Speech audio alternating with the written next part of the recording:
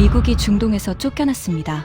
52조 원어치 무기가 먹통이 된 순간 사우디 왕세자가 긴급 명령을 내렸습니다. 미국 무기 전부 재검토하라. 50년 동맹이 하룻밤 만에 무너졌습니다. 그런데 미국이 도망친 그 전장에 작업복 차림의 7명이 나타났습니다. 대한민국이었습니다. 단 4분 만에 벌어진 일에 중동 전체가 발칵 뒤집혔습니다. 130조 원 시장의 주인이 바뀐 그날 밤의 전말을 지금 공개합니다. 시작하기 전 구독과 좋아요, 그리고 대한민국 화이팅 댓글로 한국을 응원해주세요. 사우디아라비아의 하늘이 붉게 물들던 그날 밤, 중동 전체가 뒤집혔습니다. 페르시아만 해안에서 이란이 쏘아 올린 자폭 드론 380기와 탄도, 미사일 32발이 동시에 아라비아 반도를 향해 날아오고 있었습니다. 사우디 역사상 최대 규모의 공습이었습니다. 리야드 왕궁 지하 3층 전쟁지휘소에 비상벨이 울린 건 새벽 2시 47분이었습니다. 벽면 가득 펼쳐진 대형 스크린에 붉은 점 수백 개가 찍혀 나타났습니다. 그 점 하나하나가 우리 국민의 머리 위로 날아오는 죽음이었습니다. 그런데 52조 원어치 미국 무기로 무장한 사우디 방공망이 그 죽음을 막지 못했습니다. 아니, 정확히 말하면 막을 수 없었습니다. 미국이 허락하지 않았기 때문입니다. 그날 밤 저는 처음으로 알았습니다. 50년 동안 우리가 산 것은 방패가 아니었다는 것을, 미국이라는 주인에게 묶인 목줄이었다는 것을. 하지만 진짜 충격은 그 다음이었습니다. 미국이 벌인 그 전장에 예상 밖의 나라가 나타났습니다. 대한민국이었습니다. 작업복 차림의 7명이 군용 수송기에서 내렸습니다. 단 7명이었습니다. 그 7명이 4분 만에 380기의 드론과 미사일을 97% 요격했습니다. 미국 펜타곤 내부 보고서에서조차 불가능하다고 판정한 상황을 뒤집어 놓은 겁니다. 저는 그 모든 것을 가장 가까이에서 목격한 사람입니다. 제 이름은 칼리드 알파이살입니다. 사우디 왕세자 직속 군사전략실장이었습니다. 30년 동안 중동 방위 체계의 핵심 자리에 있었습니다. 미국 웨스트포인트 육군사관학교를 졸업했고 펜타곤 국제군사협력실에서 3년간 근무했습니다. 사우디로 돌아온 뒤에는 미국 무기 도입의 모든 과정을 총괄했습니다. 패트리어트부터 사드까지 지난 30년간 사우디가 미국에서 사들인 무기의 계약서에는 전부 제 서명이 들어가 있었습니다. 저는 미국을 믿었습니다. 미국 군복을 입고 훈련받았고 미국 장교들과 식사하며 동맹을 맹세했습니다. 미국 무기가 세계 최강이라는 것은 단순한 믿음이 아니라 제 경력 전체를 걸고 증명해온 사실이었습니다. 아니, 사실이라고 생각했습니다. 그 믿음이 무너지기 시작한 건 불과 며칠 전이었습니다. 이야기를 하려면 그날 밤보다 며칠 전으로 돌아가야 합니다. 리야드 왕궁 서쪽 별관, 군사전략실 집무실에서 저는 한 통의 보고서를 읽고 있었습니다. 미국 레이시온사에서 보내온 사드 추가 배치 제안서였습니다. 금액은 4조 3천억 원이었습니다. 포대 하나 가격이 4조 원이 넘는 겁니다. 사우디는 이미 패트리어트 포대 12개를 운용하고 있었고 매년 유지 보수 비용으로만 8천억 원 이상을 미국에 지불하고 있었습니다. 거기에 사드까지 추가하면 연간 방공 예산만 3조 원을 넘기게 됩니다. 하지만 가격이 문제가 아니었습니다. 사우디에게 돈은 있었습니다. 문제는 다른 곳에 있었습니다. 보고서 127페이지, 브록시앙에 조그맣게 적힌 문장이 제 눈을 사로잡았습니다. 소프트웨어 업데이트 및 핵심 알고리즘 접근 권한은 제조사가 보유한다. 레이시온이 사드의 두뇌를 영원히 쥐고 있겠다는 뜻이었습니다. 우리가 4조 원을 주고 사도 그 무기의 진짜 주인은 워싱턴이라는 의미였습니다. 저는 그 문장에 빨간 펜으로 밑줄을 그었습니다. 하지만 그 밑줄이 무슨 의미가 있었겠습니까? 50년 동안 모든 계약서에 같은 문장이 들어가 있었고 50년 동안 우리는 그 문장에 서명해 왔으니까요. 그때 집무실 문이 열렸습니다. 리처드 그레이엄이었습니다. 리처드 그레이엄, 레이시온 중동 총괄 부사장. 키가 193cm에 달하는 거구였습니다. 회색 양복은 언제나 맞춤이었고 구두는 이탈리아 수제였습니다. 웃을 때 입꼬리만 올라가는 특유의 미소가 있었는데 저는 그것이 악수일 때마다 상대방의 손뼉을 으스러뜨리려는 악력과 닮았다고 생각했습니다. 호의가 아니라 지배를 표현하는 웃음이었습니다. 리처드는 사우디에 올 때마다 왕궁 VIP 게스트룸에 묵었습니다. 국빈급 대우였습니다. 사우디 왕실은 50년간 미국 방산 기업 임원들을 국빈처럼 대접해왔습니다. 그것이 동맹이라고 믿었으니까요. 리처드가 제 책상 앞에 앉았습니다. 의자에 앉는 게 아니라 의자를 점령하는 느낌이었습니다. 팔걸이에 팔을 올리고 다리를 꼬고 마치 자기 집 거실처럼 편안한 자세를 취했습니다. 칼리드, 사드건은 어떻게 되고 있나? 영어였습니다. 리처드는 30년간 중동을 담당하면서 아랍어를 한마디도 배우지 않았습니다. 사우디 장성들이 영어를 하면 되니까 자기가 배울 필요가 없다고 생각했겠죠. 그것도 일종의 지배였습니다. 저는 보고서를 앞으로 밀었습니다. 127페이지 브록 시향을 좀 보십시오, 리처드. 소프트웨어 접근 권한 조항인데 이전 계약과 동일합니다. 우리 기술자들이 독자적으로 업데이트할 수 있는 조항을 넣어야 합니다. 리처드가 보고서를 슬쩍 보더니 입꼬리를 올렸습니다. 그 특유의 지배적 미소였습니다. 칼리드, 자네가 웨스트포인트 출신이라 이런 건 잘 알 거 아닌가.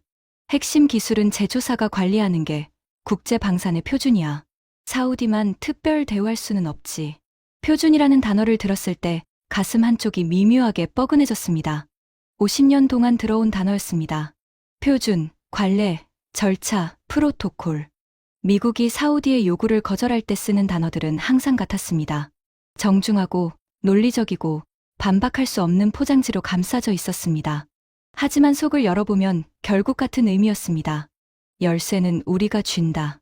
저는 더 이상 말하지 않았습니다. 30년 동안의 습관이었습니다. 밑줄은 그때 싸우지는 않는 것. 그것이 사우디와 미국 사이의 암묵적 규칙이었습니다. 우리는 석유를 팔고 미국은 무기를 팔고 서로 불편한 부분은 모르는 척하는 관계였습니다. 리처드가 자리에서 일어나며 말했습니다. 아, 그리고 한 가지 더.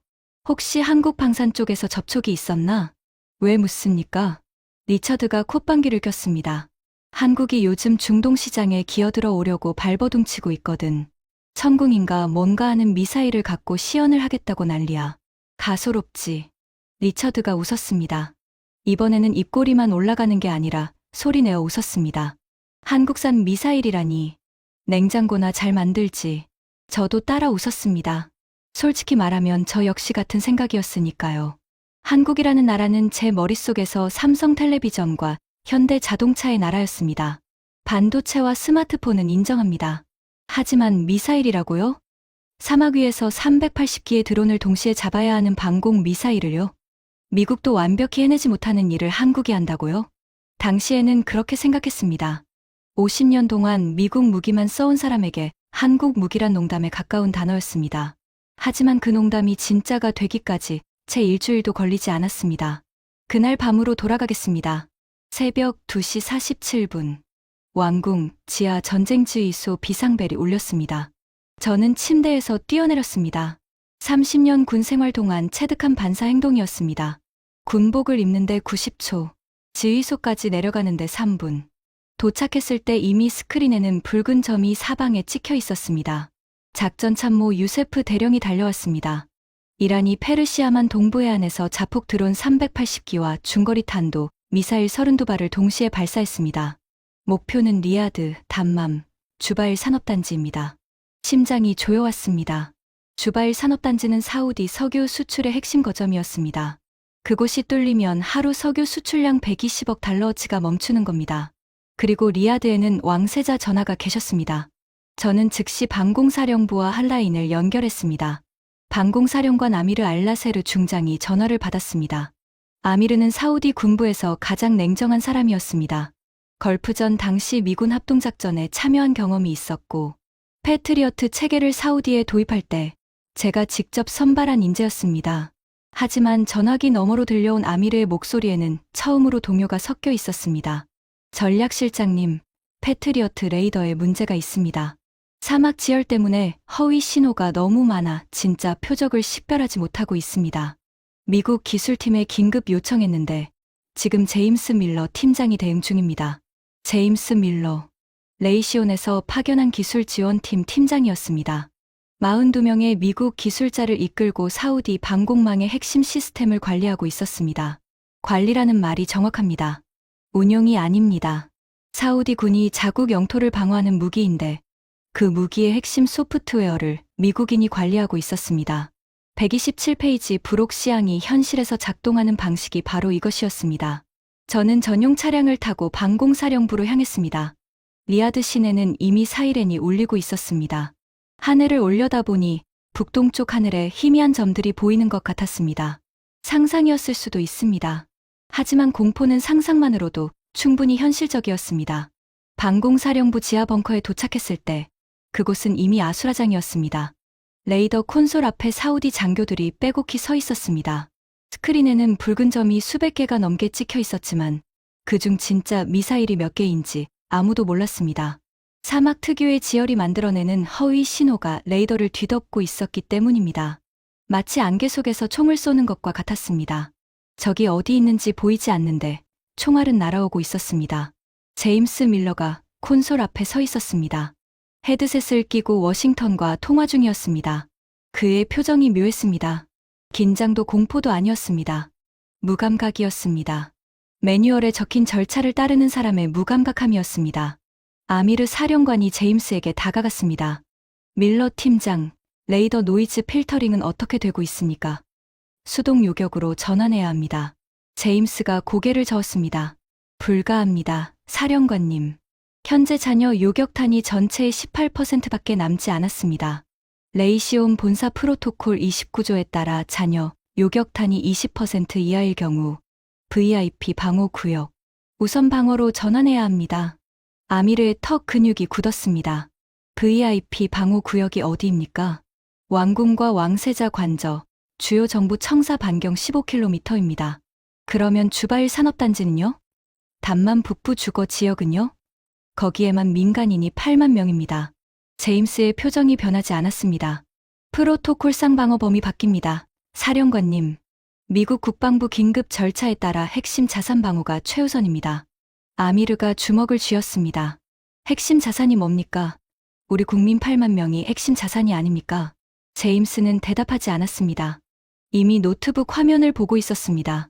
아미르의 질문은 그의 프로토콜에 없는 항목이었습니다. 저는 벙커 한쪽에서 그 장면을 지켜보고 있었습니다. 등줄기에 식은땀이 흘렀습니다. 30년 동안 미국을 믿어온 사람의 등에 흐르는 식은땀이었습니다. 52조 원을 주고 산 무기가 우리 국민 8만 명을 포기하라고 말하고 있었습니다. 그 무기를 도입한 사람이 바로 저였습니다. 그 계약서에 서명한 사람이 바로 저였습니다. 그때 리처드 그레이엄이 벙커로 들어왔습니다. 새벽 3시였습니다. 하지만 리처드는 회색 양복을 완벽하게 차려입고 있었습니다. 넥타이까지 매고 있었습니다. 미사일이 날아오는 전쟁 상황에서 넥타이를 매는 사람이었습니다. 저는 그것이 자신감인지 무감각인지 판단할 수 없었습니다. 리처드가 제임스에게 다가가 낮은 목소리로 말했습니다. 벙커가 소란스러워서 대부분의 사람들은 듣지 못했을 겁니다. 하지만 저는 바로 뒤에 있었습니다. 제임스, 시스템 로그 전부 삭제해. 레이더 오류 기록, 요격 실패 데이터 전부. 워싱턴에 보고하기 전에 깨끗하게 정리해야 해. 이 데이터가 언론에 나가면 사우디뿐 아니라 전 세계 패트리어트 계약에 영향을 줘. 저는 귀를 의심했습니다. 미사일이 지금 이 순간에도 하늘을 날아오고 있는데 이 사람은 데이터를 삭제하라고 말하고 있었습니다. 8만 명의 민간인이 위험에 처해 있는데 이 사람의 머릿속에는 계약서만 들어 있었습니다. 리처드가 제게로 고개를 돌렸습니다. 눈이 마주쳤습니다. 그 순간 리처드의 눈에서 찰나의 불쾌함이 스쳤습니다. 자기 말을 들은 사람이 있다는 것에 대한 불쾌함이었습니다. 하지만 곧 입꼬리를 올렸습니다. 그 지배적 미소였습니다. 칼리드, 걱정하지 마. 프로토콜대로 하면 왕궁은 안전하네. 왕세자 전하도 안전하시고 나머지는 이란 측 문제야. 전쟁이란 원래 그런 거 아닌가. 나머지. 리처드는 8만 명의 사우디 국민을 나머지라고 불렀습니다. 제 나라 국민을요. 저는 아무 말도 하지 못했습니다. 목구멍이 막힌 것처럼 숨이 올라오지 않았습니다. 30년 동안 이 사람과 악수하고 식사하고 골프를 치며 동맹이라고 불러왔습니다. 그런데 동맹의 진짜 얼굴은 이것이었습니다. 그리고 더 끔찍한 일이 벌어졌습니다. 벙커 콘솔 화면이 일제히 꺼졌습니다. 아니, 정확히 말하면 꺼진 게 아니었습니다. 화면에 영문 한 줄이 떴습니다. 접근 권한 없음. 본사 승인 대기 중. 워싱턴에서 원격으로 패트리어트 시스템 전체를 잠가버린 것입니다. 우리가 52조 원을 주고 산 무기를, 우리 영토를 방어하는 무기를 대양 건너 워싱턴의 누군가가 버튼 하나로 꺼버린 겁니다. 아미르 사령관이 콘솔을 내리쳤습니다. 주먹이 금속 표면에 부딪히는 소리가 벙커 전체에 울렸습니다. 이건 우리 무기입니다. 우리가 돈을 주고 샀습니다. 이걸 잠글 권리가 당신들에게 없습니다. 리처드가 팔짱을 꼈습니다. 계약 245조를 확인해 보시게, 사령관. 비상시 시스템 보호 조치는 제 조사 권한이야. 계약서에 사령관 서명이 있을 거야. 맞았습니다. 계약서에 서명이 있었습니다. 하지만 그 조항의 의미를 우리는 이렇게 해석하지 않았습니다. 시스템 보호가 아니라 시스템 인질이었다는 것을 이제야 깨달은 겁니다. 아미르가 제게 달려왔습니다. 전략실장님, 워싱턴에 직접 연락하셔야 합니다. 왕세자 전화 이름으로요. 시스템을 풀어달라고요. 저는 위성 전화를 들었습니다. 손이 떨리고 있었습니다. 분노 때문이 아니었습니다. 수치심 때문이었습니다. 30년 동안 이 시스템을 도입한 사람이 저였습니다. 이 계약서에 서명한 사람이 저였습니다. 127페이지 브록시앙의 빨간 밑줄을 긋고도 아무것도 하지 않은 사람이 저였습니다. 워싱턴에 전화가 연결되었습니다. 미국 국방부 야간 당직실이었습니다. 사우디아라비아 왕세자 직속 군사전략실장 칼리드 알파이살입니다. 지금 이란 미사일 공격을 받고 있습니다. 패트리어트 시스템이 원격 잠금되었습니다. 즉시 해제해 주십시오. 전화기 너머에서 키보드 두드리는 소리가 들렸습니다. 잠시 후 대답이 왔습니다. 알파이살 실장님, 현재 본거는 레이시온 기술보안팀 관할입니다. 시스템 잠금 해제는 레이시온 측과 협의하셔야 합니다. 국방부 권한받기 사안입니다. 전화를 끊었습니다. 손에서 위성 전화가 미끄러질 뻔했습니다. 미국 국방부가 사우디 동맹국의 긴급 요청을 민간 기업한테 넘긴 겁니다. 전쟁 중에요. 미사일이 날아오는 전쟁 중에 레이시온이랑 상의하라고요. 리처드가 옆에서 그 통화를 듣고 있었습니다. 얼굴에 아무런 표정이 없었습니다. 마치 날씨 이야기를 듣는 것처럼 무심한 얼굴이었습니다. 그때 벙커 천장이 흔들렸습니다. 첫 번째 드론이 외곽 방어망을 뚫은 것입니다. 패트리어트가 잠긴 상태에서 드론이 그냥 들어온 겁니다. 벙커 내부 CCTV에 리야드, 북부 송전탑이 폭발하는 장면이 잡혔습니다. 불기둥이 하늘로 치솟았습니다. 정전이 시작되었습니다. 벙커 조명이 꺼지고 비상발전기가 작동하며 붉은 비상등만 켜졌습니다. 붉은 빛 아래에서 사람들의 얼굴이 핏빛으로 물들었습니다. 누군가의 무전기에서 비명 같은 보고가 들려왔습니다. 담만 북부 주거 지역 피격 확인. 민간 시설 다수 파손. 사상자 집계 중. 아미르 사령관이 벽을 주먹으로 내리쳤습니다. 한 번, 두 번, 세 번. 주먹에서 피가 배어 나왔습니다. 하지만 화면은 바뀌지 않았습니다. 접근 권한 없음. 그 차가운 영문 한 줄이 사우디 군인 30년 경력을 조롱하고 있었습니다. 저는 벙커 구석에 서서 무너지고 있었습니다. 발밑에 리처드가 가져온 사드 제안서가 흩어져 있었습니다. 4조 3천억 원짜리 종이가 군화 밑에서 구겨지고 있었습니다. 127페이지 브록시앙. 접근 권한은 제조사가 보유한다. 그 문장이 지금 이 벙커에서 현실이 되어 우리를 짓누르고 있었습니다. 리처드가 부하들에게 고개를 끄덕였습니다. 미국 기술팀 42명이 서버실에서 하드디스크를 빼내고 있었습니다. 장비를 분해하는 소리, 금속이 갈리는 날카로운 소리가 벙커 안에 울렸습니다. 데이터를 가져가는 것입니다. 패트리어트가 실패한 기록을 전부 가져가는 것입니다. 리처드가 출구 쪽으로 걸어갔습니다. 지상에 장갑차 5대가 대기하고 있다고 했습니다. 미국 기술팀 전원 철수 예정이었습니다. 저는 리처드의 등을 바라보았습니다. 193cm의 거구가 비상등 붉은빛 아래에서 출구를 향해 걸어가고 있었습니다. 30년 동안 동맹이라고 믿었던 사람의 뒷모습이었습니다. 리처드가 출구 앞에서 멈추고 돌아섰습니다. 마지막으로 제게 말했습니다. 칼리드, 자네한테 좋은 소식 하나 알려주지. 왕궁은 안전할 거야. 프로토콜대로라면 왕궁 반경 15km는 마지막까지 방어돼. 자네 가족은 왕궁 안에 있지? 리처드는 웃었습니다. 그 입꼬리만 올라가는 웃음을 마지막으로 보여주고 출구로 사라졌습니다. CCTV에 장갑차 5대가 기지를 빠져나가는 장면이 찍혔습니다. 완벽하게 정렬된 대열이었습니다. 미국인들은 철수도 깔끔하게 했습니다. 마치 출근하듯이 전장을 떠났습니다. 벙커에 남은 것은 사우디 군인들과 먹통이 된 52조 원어치 무기와 하늘에서 쏟아지는 380기의 드론이었습니다. 아미르 사령관이 제게 다가왔습니다. 눈이 충혈되어 있었습니다. 전략실장님, 방법이 없습니다. 패트리어트가 잠긴 상태에서는 사막 위의 모래성이나 다름없습니다. 저는 군복 안주머니에 손을 넣었습니다. 손끝에 작은 종이 한 장이 닿았습니다. 며칠 전 리야드에서 열린 국제방위산업 전시회에서 받은 명함이었습니다. 한국방위사업청 직원이 건넨 것이었습니다. 당시에는 대수롭지 않게 주머니에 넣었습니다.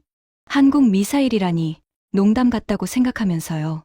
하지만 지금 52조 원어치 미국 무기가 먹통이 된 이 벙커에서 제 손에 남은 것은 이 구겨진 명함 한 장뿐이었습니다. 저는 명함에 적힌 번호를 눌렀습니다. 손가락이 떨렸습니다. 미국 웨스트포인트를 졸업한 사우디 왕실 최고위 군사 관료가 한국에 전화를 걸고 있었습니다. 한 달 전이었다면 상상도 할 수 없는 일이었습니다. 신호음이 울렸습니다. 하나, 둘, 벙커 천장이 또 한 번 흔들렸습니다. 셋, 넷, 다섯 번째 신호음 끝에 상대방이 전화를 받았습니다. 저는 떨리는 목소리로 말했습니다. 여기는 사우디아라비아 리야드입니다. 도움이 필요합니다. 천궁이 필요합니다. 벙커 안의 모든 시선이 저를 향했습니다. 사우디 왕세자 직속 군사전략실장이 한국에 구원을 요청하는 모습을 30명이 넘는 군인들이 지켜보고 있었습니다. 수치심이 가슴을 짓눌렀습니다. 하지만 수치심보다 더 무거운 것이 있었습니다. 8만 명의 국민이었습니다. 담만 북부에서 이미 폭발음이 들리고 있었습니다. 더 이상 자존심을 지킬 시간이 없었습니다. 전화기 너머에서 짧은 한국어가 들렸습니다. 통역이 필요 없는 단어였습니다. 알겠습니다. 단 2글자였습니다. 하지만 그 2글자가 이 벙커의 공기를 바꿨습니다. 한국 측과 통화를 끝낸 뒤 저는 벙커 바닥에 주저앉을 뻔했습니다. 다리에 힘이 없었습니다. 30년 동안 미국만 바라보며 살아온 사람이 한국에 구원을 요청했습니다. 사우디 왕실의 자존심이 사막 모래처럼 바스러지는 순간이었습니다. 하지만 전화 한 통으로 끝나는 문제가 아니었습니다. 한국에서 여기까지 오려면 최소 며칠은 걸릴 것이고 그 며칠 동안 380기의 드론이 리야드를 불바다로 만들 수 있었습니다. 저는 속으로 계산했습니다. 한국은 올 수 없다. 너무 멀다. 시간이 없다. 그런데 22시간 뒤 저는 완전히 틀렸다는 것을 알게 됩니다. 군용활주로 관제탑에서 연락이 왔습니다. 정체불명의 수송기 한 대가 비상 착륙을 요청하고 있다는 것이었습니다. 국적은 대한민국. 관제탑이 착륙 허가를 요청해 왔을 때 저는 시계를 봤습니다. 전화를 건 지 정확히 22시간이었습니다. 서울에서 리야드까지 직선거리가 7,800km입니다. 일반 군용 수송기로는 최소 이틀이 걸리는 거리를 22시간 만에 주파한 겁니다. 문제는 기상이었습니다. 활주로에 모래 폭풍이 몰아치고 있었습니다. 시야이 200m도 확보되지 않았습니다. 사우디 공군 조종사들조차 착륙을 포기하는 기상 조건이었습니다. 관제탑이 수송기에 회항을 권고했습니다. 돌아가라고요.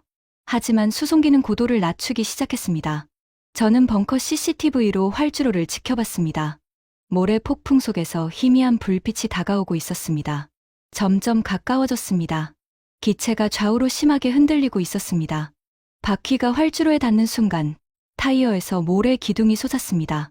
착륙이라기보다 추락에 가까운 착지였습니다.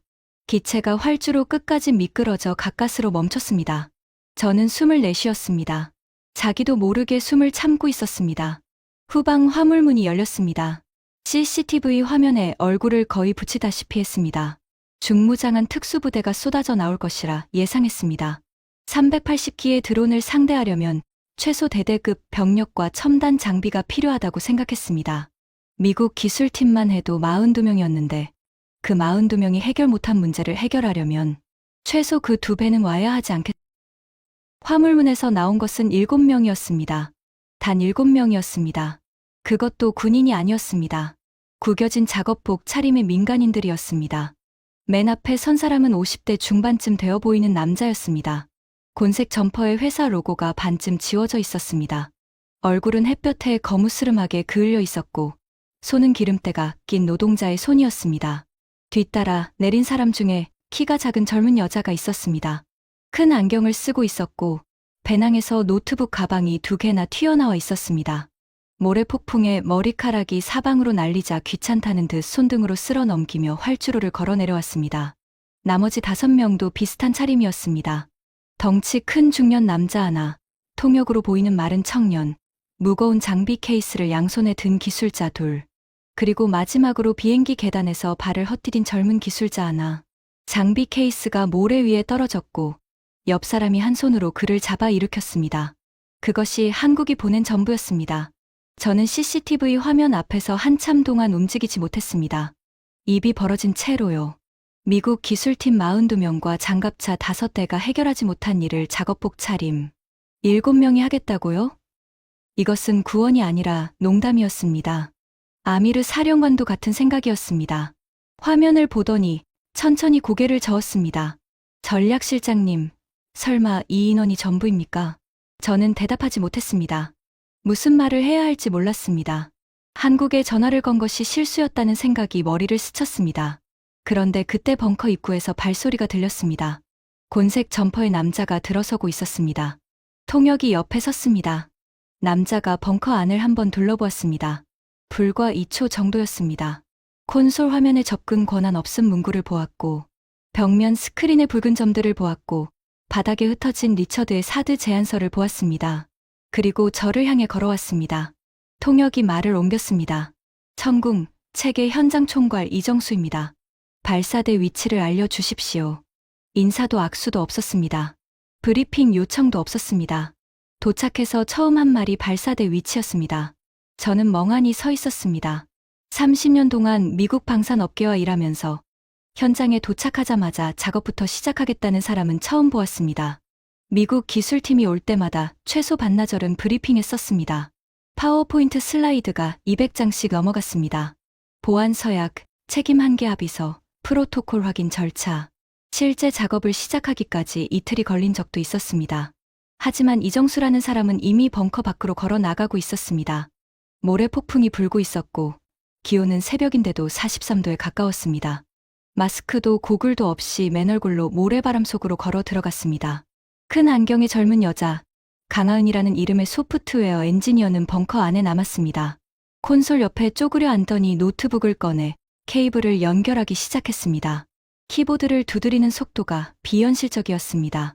손가락이 보이지 않을 정도였습니다. 그런데 35초 뒤 믿을 수 없는 일이 벌어졌습니다.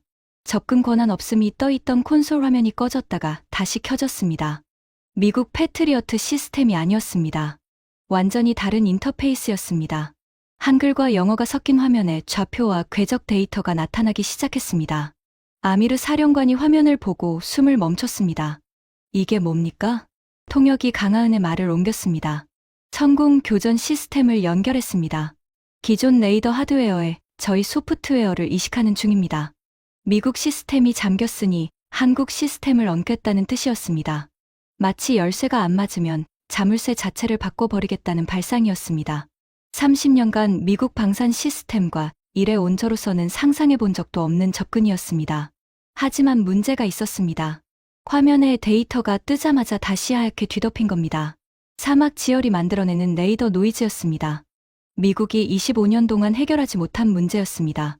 패트리어트가 사막에서 제 성능을 발휘하지 못하는 근본적인 원인이었습니다. 레이더 화면에 진짜 미사일과 모래가 만들어내는 허상이 뒤섞여 구분이 불가능했습니다.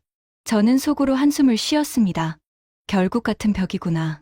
한국이든 미국이든 사막의 모래 앞에서는 마찬가지구나. 그때 벙커 구석에서 움직임이 있었습니다.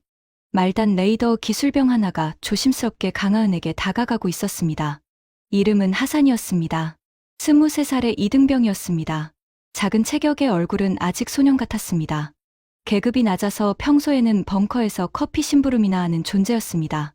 미국 기술자들은 하산을 사람으로 취급하지 않았습니다. 리처드가 커피를 시킬 때도 하산의 이름을 부르지 않았습니다. 그냥 손짓을 했습니다. 개를 부르듯이요. 하산이 강하은에게 다가간 것도 용기가 필요한 일이었을 겁니다. 벙커에서 가장 낮은 계급의 병사가 외국 전문가에게 말을 거는 것은 사우디 군 문화에서 있을 수 없는 일이었습니다. 하산이 손에 들고 있는 것이 보였습니다. 낡은 수첩이었습니다. 표지가 다라색이 발에 있었고 모서리는 접혀 있었습니다. 하산이 수첩을 펼치며 더듬거리는 영어로 말했습니다. 사막 열 흐름 데이터입니다. 제가 2년 동안 매일 기록했습니다. 강하은이 고개를 들었습니다. 수첩을 받아 들고 첫 페이지를 넘겼습니다. 연필로 빼곡하게 적힌 숫자들이 있었습니다.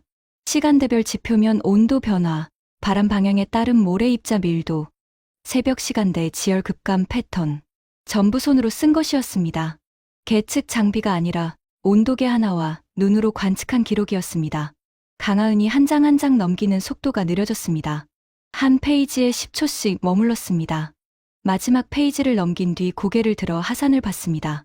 안경 너머로 눈이 번쩍이고 있었습니다. 통역이 강하은의 말을 옮겼습니다. 이 데이터면 노이즈 패턴을 잡을 수 있습니다. 저는 귀를 의심했습니다. 25년 동안 미군의 수십억 달러짜리 계측 장비가 해결하지 못한 문제를 23살 이등병의 연필 기록이 해결할 수 있다고요? 강하은이 하산에게 한마디를 더했습니다.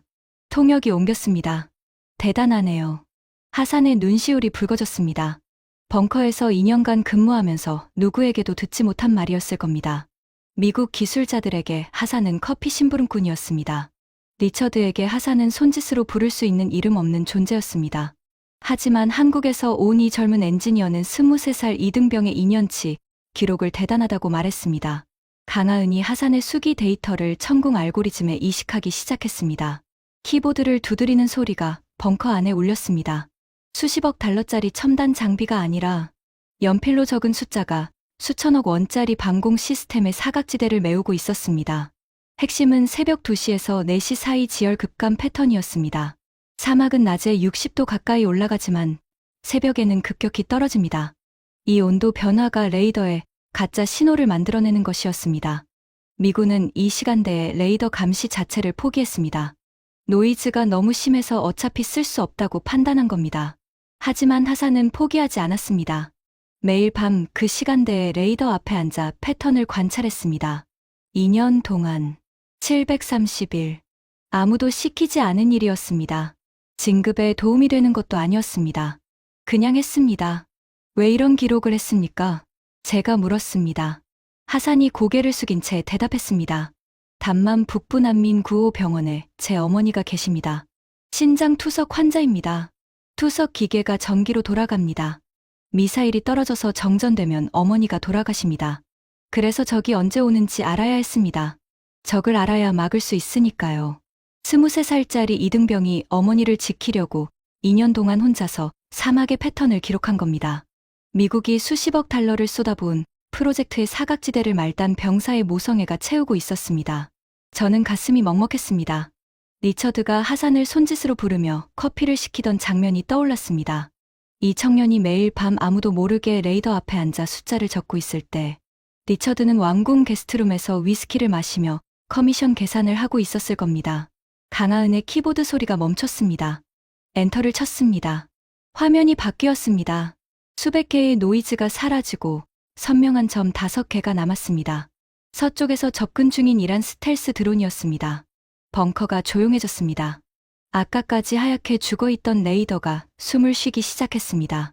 하산의 수기 데이터를 이식한 알고리즘이 사막 지열의 허위 신호를 완벽하게 걸러낸 겁니다. 아미르 사령관이 화면 앞에 한 발자국 다가섰습니다. 말을 잃은 표정이었습니다. 25년간 패트리어트를 운용하면서 이렇게 깨끗한 레이더 화면을 본 적이 없었을 겁니다. 저는 콘솔 뒤에서 주먹을 쥐고 있었습니다. 손바닥에 땀이 차 있었습니다. 인정하고 싶지 않았습니다. 30년 동안 미국이 최고라고 믿어온 사람의 자존심이 거부하고 있었습니다. 하지만 심장은 이미 반응하고 있었습니다. 구겨진 작업복 차림의 여자 엔지니어가 노트북 하나로 25년 된 문제를 35초 만에 해결한 것입니다. 하지만 레이더가 살아나는 것만으로는 부족했습니다. 미사일을 쏘려면 발사대가 작동해야 합니다. 이정수가 벙커로 뛰어들어왔습니다. 모래 폭풍 속을 걸어 다녀서 점퍼가 모래투성이었고 얼굴에 모래가 들러붙어 피부가 벗겨져 있었습니다. 이정수가 숨을 헐떡이며 말했습니다. 통역이 옮겼습니다. 발사대 3번과 7번 냉각 파이프가 과열로 고착됐습니다. 모래가 회전축에 끼어서 레이더 안테나도 절반이 멈춰 있습니다. 수리하지 않으면 미사일을 발사할 수 없습니다. 아미르 사령관이 물었습니다. 수리 시간은 얼마나 걸립니까? 정상적인 장비가 있으면 4시간입니다. 지금은 장비가 없으니 직접 해야 합니다. 직접이라는 말이 무슨 뜻인지 금방 알게 되었습니다. 이정수가 벙커 밖으로 나갔습니다. CCTV로 봤습니다. 모래 폭풍이 불고 있었고 바깥 기온은 밤인데도 44도에 가까웠습니다. 이정수가 3번 발사대 냉각 파이프 앞에 섰습니다. 과열된 파이프 표면 온도는 112도였습니다. 장갑이 필요했습니다. 방열 장갑, 안전 고글, 내열 작업복. 하지만 아무것도 없었습니다. 22시간 만에 급하게 출발하느라 안전 장비를 챙기지 못한 것입니다. 이정수가 1초쯤 멈칫했습니다. 파이프를 바라봤습니다. 그리고 맨손으로 파이프를 잡았습니다. CCTV에는 소리가 전해지지 않았습니다. 하지만 이정수의 입이 벌어지는 것을 봤습니다. 비명을 삼킨 겁니다. 112도짜리 금속을 맨손으로 잡고 밸브를 돌리고 있었습니다. 피부가 타는 냄새가 여기까지 올 것 같았습니다. 밸브가 움직이지 않았습니다. 모래가 고착되어 굳어버린 겁니다. 덩치 큰 중년 기술자 정민호가 달려왔습니다. 이정수 옆에 서서 함께 밸브를 잡았습니다. 둘이 동시에 온몸에 무게를 실었습니다. 발이 모래에 파묻히면서 중심을 잡으려 안간힘을 썼습니다. 밸브가 반바퀴 돌아갔습니다. 과열된 증기가 분출되며 하얀 기둥이 솟았습니다. 이정수가 모래 위에 쓰러지듯 주저앉았습니다. 왼손을 가슴에 끌어안고 있었습니다. 화상이었습니다. 손바닥 전체에 물집이 잡혀 있을 겁니다. 저는 CCTV 앞에서 의자를 붙잡고 있었습니다. 미국 기술팀 42명은 에어컨 나오는 컨테이너 안에서 일했습니다. 개인용 냉각 조끼를 입고 정수된 물을 마시며 교대 근무 시간이 되면 정확하게 교대했습니다. 레이시온 매뉴얼에는 모든 것이 적혀 있었습니다. 기온 45도 이상일 경우 외부 작업 금지, 냉각 장비 미보유 시 작업 중단 및 철수. 이정수에게는 매뉴얼이 없었습니다. 아니, 있었을 겁니다. 하지만 그 매뉴얼을 무시했습니다. 맨손으로 112도 파이프를 잡는 항목이 어떤 매뉴얼에 있겠습니까? 하지만 냉각 파이프를 열어도 문제는 끝나지 않았습니다. 냉각수가 없었습니다. 미국 기술팀이 철수하면서 냉각수 보급 라인을 차단했기 때문입니다. 발사대 냉각 시스템이 돌아가려면 특수 냉각수가 필요한데 그 냉각수의 보급 권한은 레이시온에 있었습니다. 또 127페이지 부록 시향이었습니다. 냉각수 하나도 미국 허락 없이는 채울 수 없는 구조였습니다. 이정수가 벙커로 돌아왔습니다. 화상 입은 손에 사우디 병사가 붕대를 감아주고 있었습니다. 이정수가 통역을 통해 물었습니다. 기지 안에 차량용 냉각수가 있습니까? 차량용이요? 그건 미사일 발사대 규격이 아닙니다.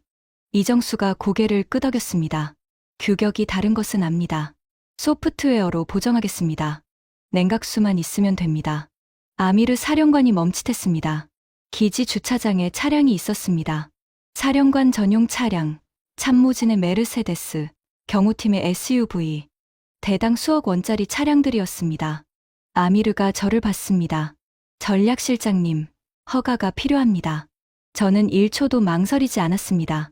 전부 뜯으십시오. 아미르가 고개를 끄덕이고 명령을 내렸습니다. 병사들이 렌치를 들고 주차장으로 뛰었습니다.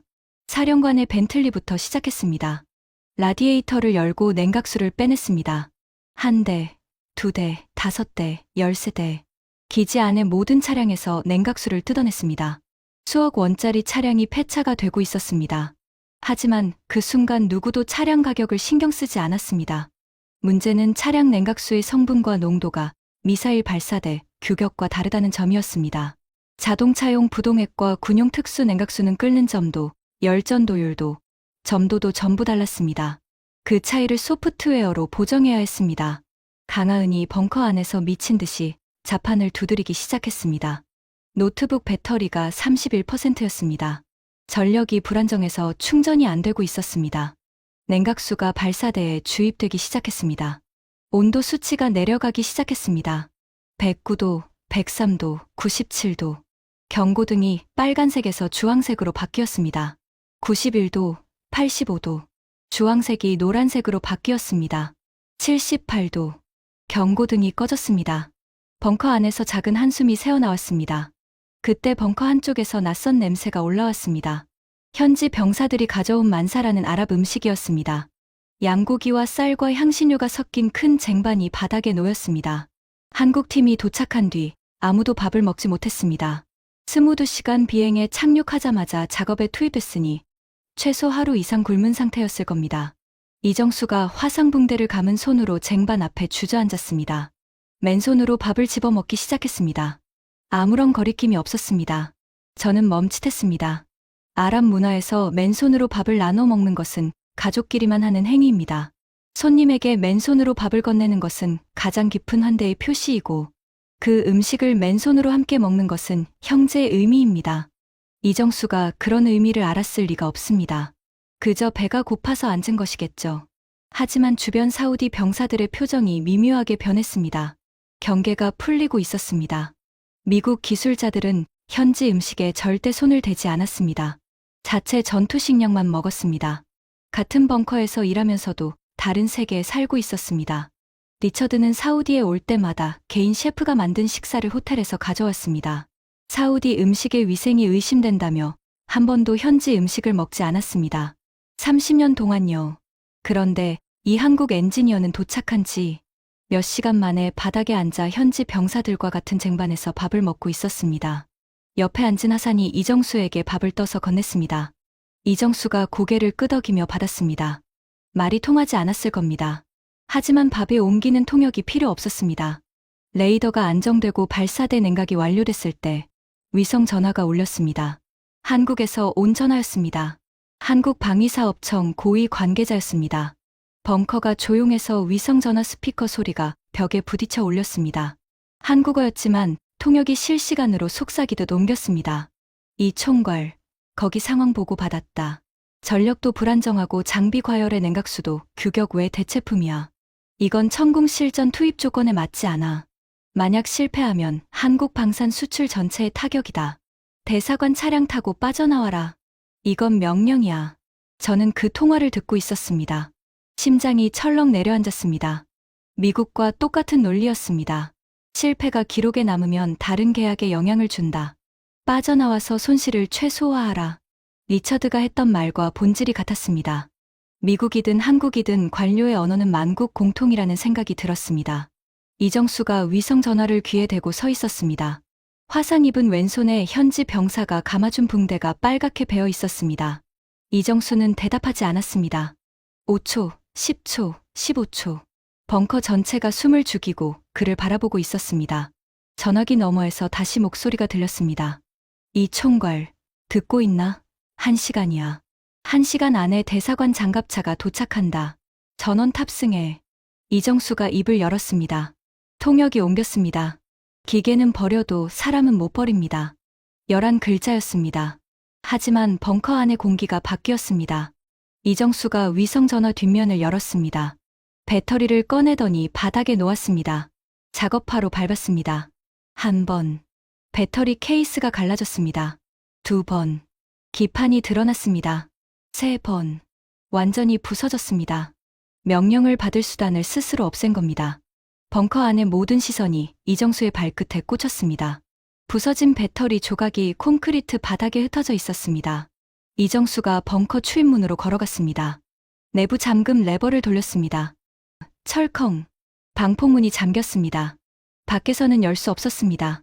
이정수가 돌아서며 한국팀 전원을 받습니다. 강하은, 정민호, 통역, 기술자 셋. 7명 전원이 고개를 끄덕였습니다. 이정수가 한마디를 했습니다. 통역이 옮겼습니다.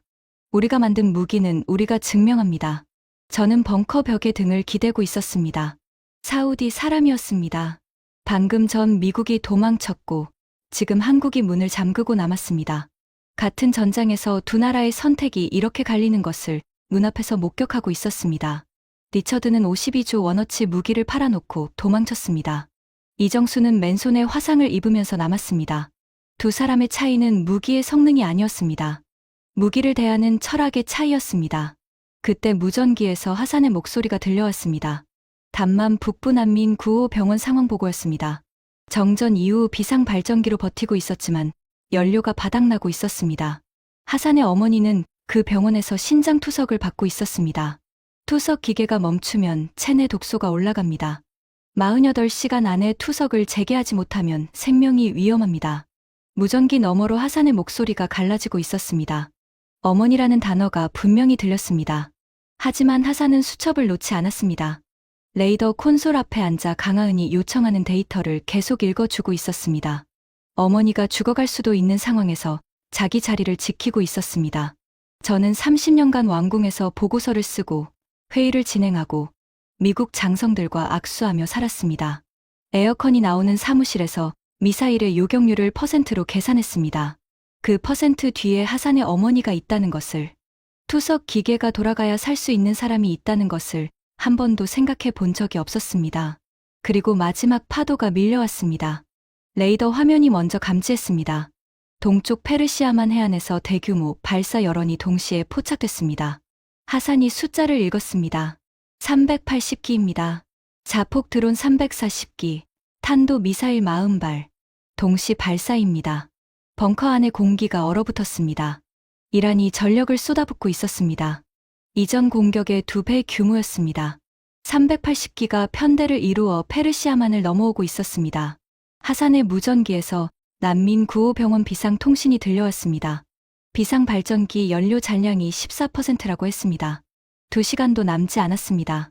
하산의 손이 떨렸습니다. 하지만 수첩을 놓지 않았습니다. 레이더 화면에서 눈을 떼지 않았습니다. 그때 이정수가 발사대 콘솔 앞에 섰습니다.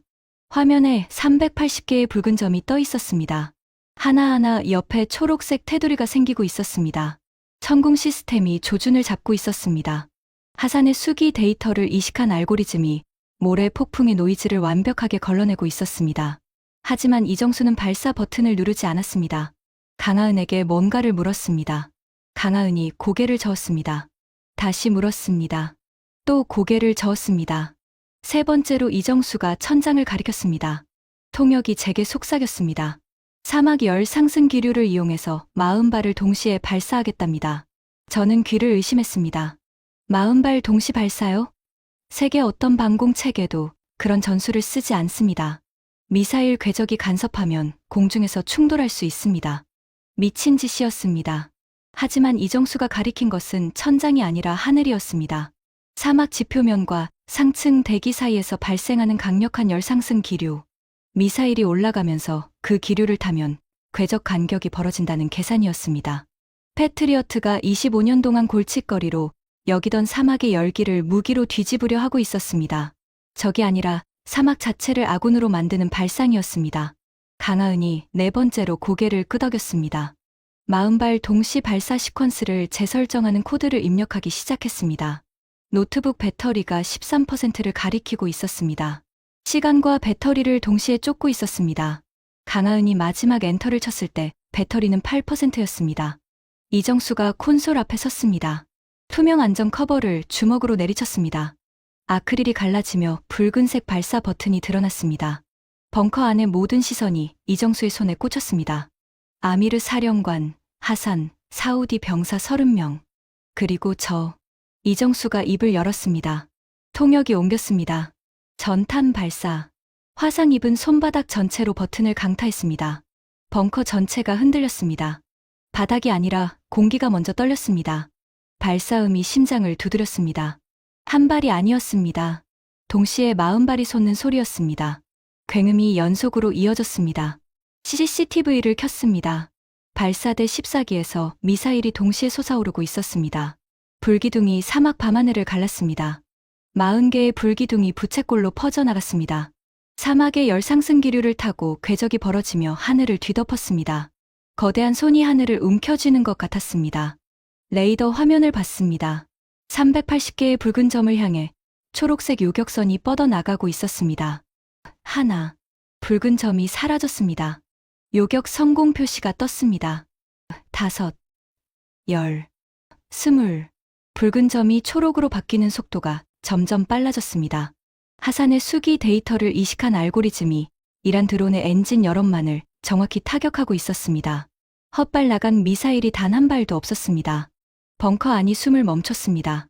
레이더 화면에서 붉은 점이 눈에 보이는 속도로 줄어들고 있었습니다. 380개, 300점, 220점, 150점. 1분이 지났습니다. 붉은 점이 배가 아래로 떨어졌습니다. 2분이 지났습니다. 40개. 3분이 지났습니다. 붉은 점이 10개 남짓으로 줄었습니다. 4분이 되었을 때 380개의 붉은 점 중 368개가 초록색으로 바뀌어 있었습니다. 요격률 97%. 4분 만이었습니다. 벙커 구석에서 비명 같은 환호가 터져 나왔습니다. 사우디 병사 하나가 헬멧을 벗어 공중으로 던졌습니다. 아미르 사령관이 무릎을 꿇으며 이마를 바닥에 대었습니다. 기도였습니다. 알라후 아크바르. 울먹이는 목소리였습니다. 25년 동안 군인으로서 가장 강한 사람이었던 아미르가 무릎을 꿇고 울고 있었습니다. 저는 레이더 화면을 보고 있었습니다. 화면 한쪽 구석에 단만 북부 좌표가 있었습니다. 난민 구호 병원이 있는 구역이었습니다. 미국이 방어 범위 밖이라고 버린 바로 그 구역이었습니다. 리처드가 나머지라고 불렀던 8만 명이 사는 곳이었습니다. 그 좌표 위에 붉은 점 하나가 남아 있었습니다. 마지막 탄도 미사일이었습니다. 난민 구호 병원을 향해 낙하하고 있었습니다. 하산의 어머니가 투석 기계에 연결된 채 누워있는 바로 그 병원이었습니다. 초록색 요격선이 그 붉은 점을 향해 뻗어나갔습니다. 거리가 아슬아슬했습니다. 남은 미사일이 있는지, 요격이 가능한 각도인지, 시간이 되는지, 모든 것이 불확실했습니다. 요격선이 붉은 점에 닿았습니다. 표시가 바뀌었습니다. 요격 성공. 파편 잔해량 안전 수준. 하산의 어머니 머리 위로 아무것도 떨어지지 않았습니다. 미국이 방어 범위 밖이라고 버린 구역을 미국이 나머지라고 분류한 8만 명을 한국이 지켜낸 겁니다. 하산이 무전기를 잡았습니다.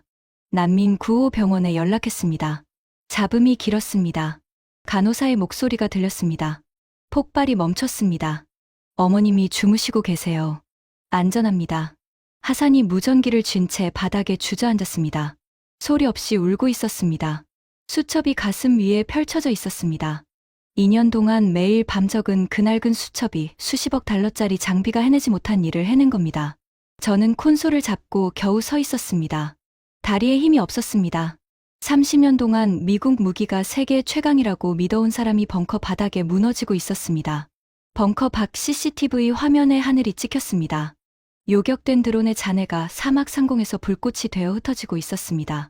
수십 개의 화염이 동시에 터지며 밤하늘을 수놓았습니다. 한국 미사일이 만든 불꽃이 사우디아라비아의 하늘 전체를 덮고 있었습니다. 저는 그 불꽃을 바라보며 한 가지를 깨달았습니다. 저것은 단순한 요격이 아니었습니다.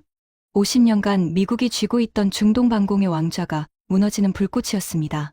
130조 원 규모의 시장이 뒤집히는 순간이었습니다. 그리고 저는 그 역사적 순간에 벙커 안에서 가장 무력한 사람이었습니다. 30년 동안 잘못된 방패를 사온 사람이었으니까요. 요격이 끝나고 벙커 안에 소란이 잦아들 무렵 제 위성 전화가 울렸습니다. 화면에 뜬 번호를 보고 심장이 멈추는 줄 알았습니다. 왕세자 전화 직통 회선이었습니다. 30년 동안 이 번호로 전화가 온 것은 손에 꼽을 정도였습니다. 왕세자 전화가 직접 전화하신다는 것은 두 가지 의미 중 하나였습니다. 국가적 경사이거나 누군가의 목이 날아가거나. 저는 전화를 받았습니다. 손이 떨렸습니다. 칼리드. 왕세자 전화의 목소리는 낮고 단호했습니다. 전하, 칼리드 알파이살입니다. 방공사령부 벙커에서 보고드립니다. 이란의 2차 공격 380기를 97% 요격했습니다. 리야드, 담맘, 주바일 모두 안전합니다. 잠시 침묵이 흘렀습니다. 그리고 왕세자 전화가 물었습니다. 패트리어트로 막은 건가? 저는 대답해야 했습니다. 30년 동안 미국 무기를 도입해온 사람으로서 사우디 방위 체계의 총괄 책임자로서 진실을 말해야 했습니다. 아닙니다. 전하. 패트리어트는 작동하지 않았습니다. 미국이 워싱턴에서 원격으로 시스템을 잠갔습니다. 레이시온 기술팀 42명은 데이터를 삭제하고 철수했습니다. 전화기 너머에서 날카로운 숨소리가 들렸습니다. 저는 이어서 말했습니다. 한국 천궁체계 기술팀 7명이 22시간 만에 도착했습니다. 자체 시스템을 기존 레이더에 이식하여 사막 지열 노이즈를 해결했고 4분 만에 380기를 요격했습니다. 차량 냉각수로 발사대를 가동했고 현장 총괄은 맨손으로 112도 파이프를 수리했습니다. 본국 철수 명령을 거부하고 벙커에 남아 전투를 완수했습니다. 긴 침묵이 흘렀습니다. 10초, 20초, 30초. 왕세자 전화가 말했습니다. 미국에 전화해라. 사드 추가 배치 계약은 전면 중단한다. 기존 패트리어트 유지 보수 계약도 재검토 대상이다. 한국방위사업청과 즉시 협의를 시작해라. 천궁 도입을 최우선으로 검토하겠다. 저는 등줄기가 서늘해졌습니다. 이 한마디가 무엇을 의미하는지 정확히 알고 있었기 때문입니다. 사우디아라비아는 미국 방산의 최대 고객입니다. 연간 무기 구매액만 52조 원에 달합니다.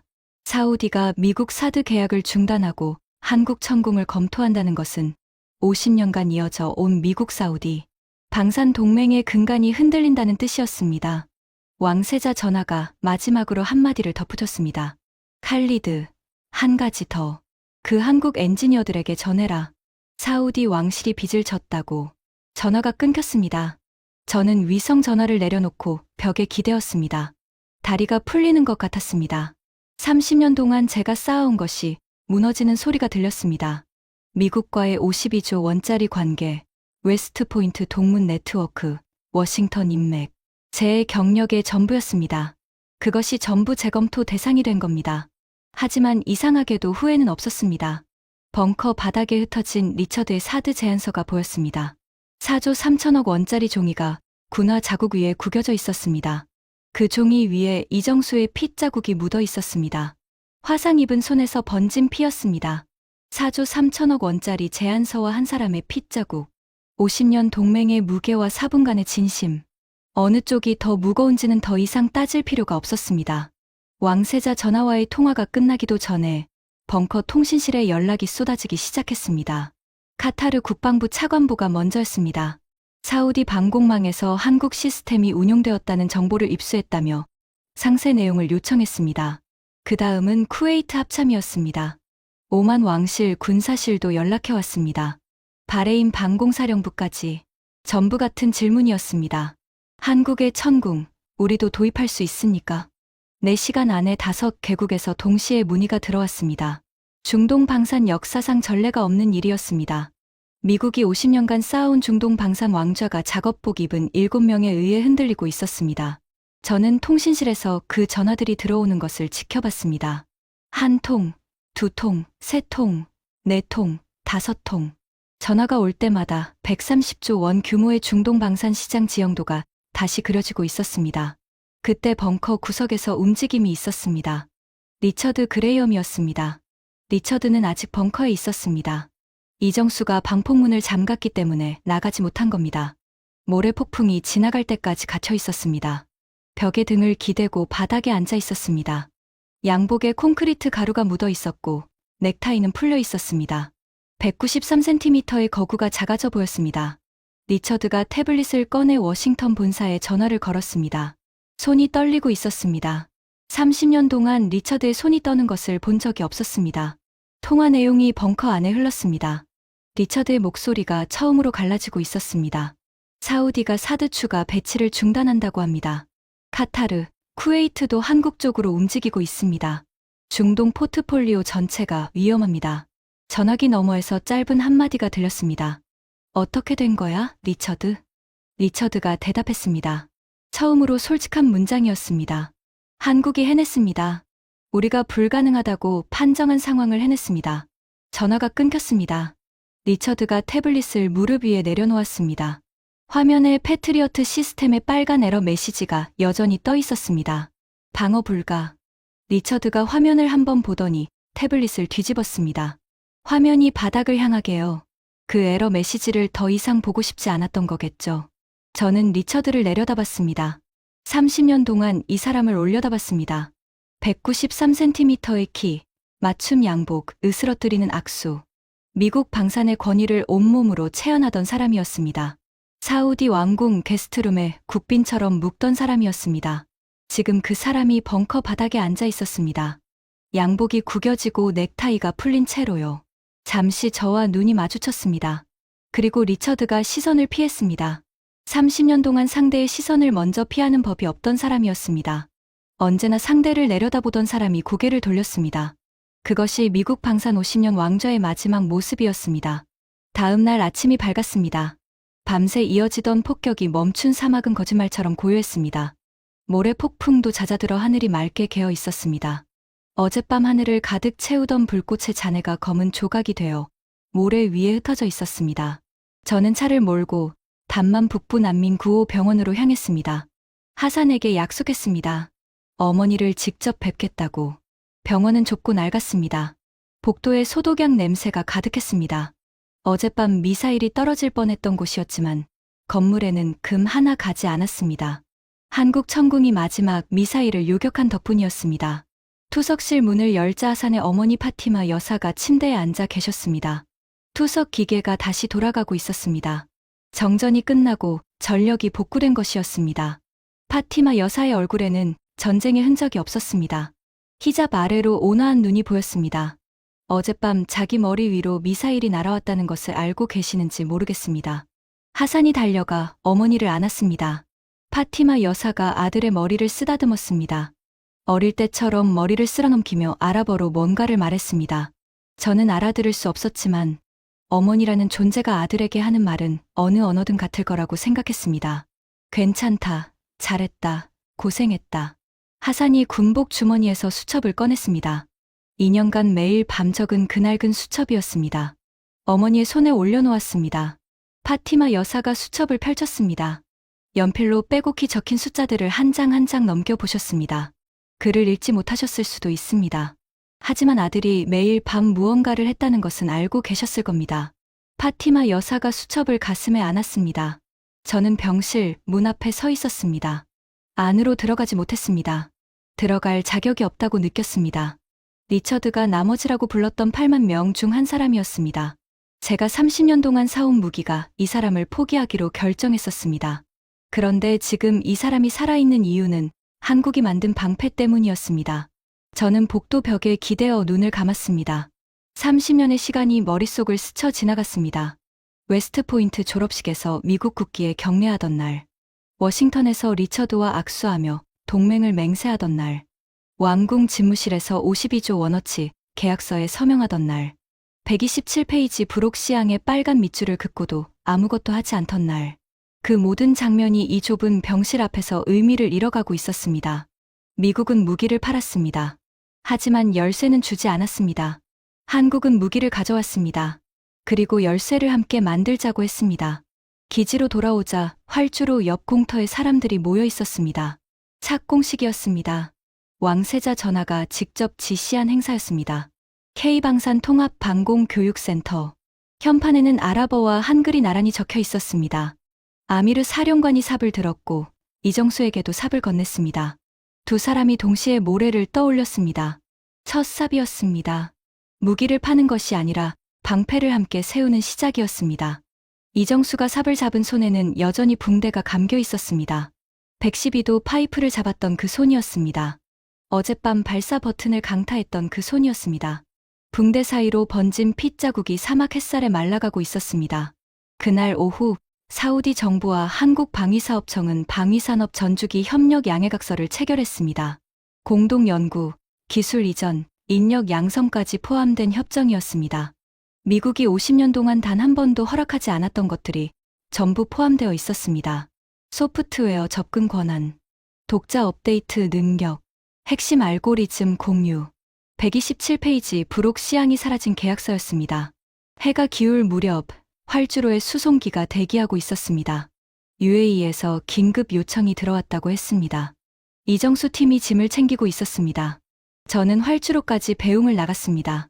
왜 갔는지는 지금도 설명하기 어렵습니다. 그냥 가야 할 것 같았습니다.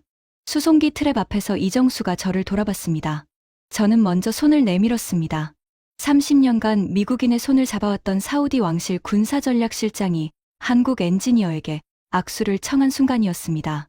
이정수의 손은 거칠었습니다. 기름때와 화상 연고가 묻어 있었습니다. 리처드처럼 상대를 으스러뜨리는 악수가 아니었습니다. 짧고 단단한 악수였습니다. 지배가 아니라 존중이 담긴 악수였습니다. 이정수가 거수 경례를 했습니다.